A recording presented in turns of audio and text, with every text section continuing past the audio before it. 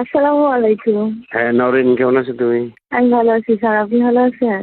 হ্যাঁ আমি ভালো আছি। অনেকদিন তোমার কোনো খোঁজ নাই, তুমি ফোনও দাও না। আসো না একদিন দেখা করি। অনেকদিন দেখি না তোমার, তোমার দেখতে খুব ইচ্ছা হয়। সত্যি আমি তো ভাবছি আপনি আমাকে ভুলে গেছেন। হুম। ঠিক আছে, দেখা করবো খুব তাড়াতাড়ি। আমি কবে আসবো সেটা বলবেন আমাকে।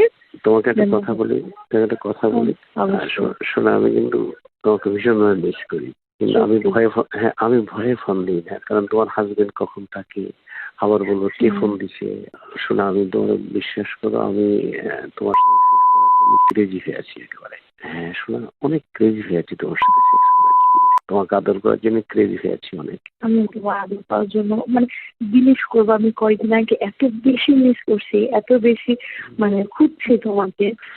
আমি সিরিয়াসলি একবার ভাবছি তোমার অফিসে যাবো, ঠিক আছে, তারপর আবার ভাবি যদি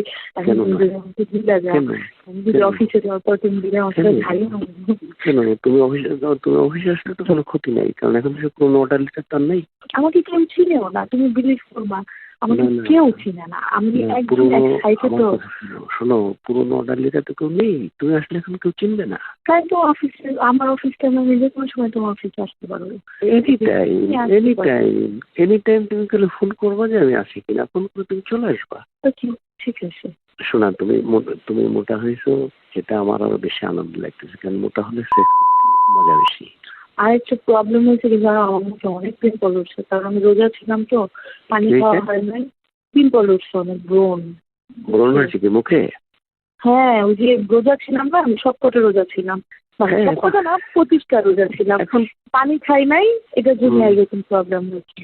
পানি খাও, এখন ঠিক হয়ে যাবে ইনশাল্লাহ, কোনো সমস্যা নেই ইনশাল্লাহ।